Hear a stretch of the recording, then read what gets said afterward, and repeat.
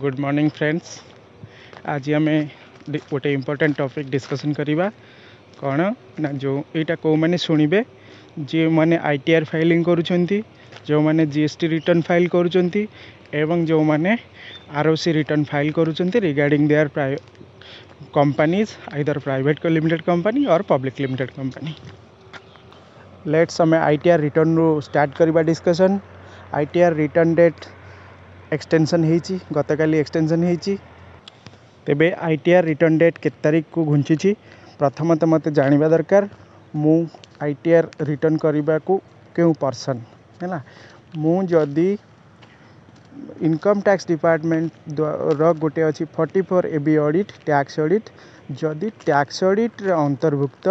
ताहेले मते प्रथम जानुआरी 15 सुधा मोर tax audit report 3CB 3CD किंबा 3CA 3CD अपलोड करिया पड़िबो के तारीख ना 15 जानुआरी एवं आईटीआर रिटर्न मते करिया पड़िबो 15 फेब्रुआरी। जदि मु टैक्स ऑडिट अंतर्भुक्त नुह अर्थात मोर टर्नओवर बा सेल्स कोटे कोटी टंकार तलू अच्छी किंबा मु गोटे सैलरी होल्डर एवं किंबा अन्य house rent income capital gain income अन्य इनकम पाउची एवं बिजनेस रू मोर जदि 1 करोड़ तलू अच्छी ताहेले मो पाई इनकम टैक्स रिटर्न डेट होची 10 जानुआरी 2021। एबे चलतु डिस्कसन करिबा जीएसटी कथा। जीएसटी आनुआल रिटर्न गोटे भरा जाए वर्ष को आनुआल रिटर्न वित्त वर्ष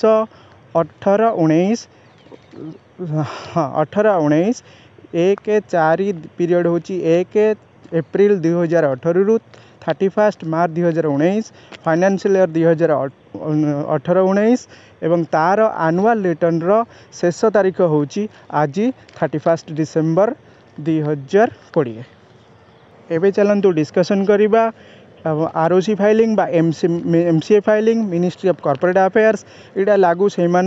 जो माने प्राइवेट लिमिटेड कंपनी अच्छी किंबा से माने पब्लिक लिमिटेड कंपनी रो शेयर होल्डर अच्छी ताहले सरकार गोटे करथिले फ्रेश स्टार्ट स्कीम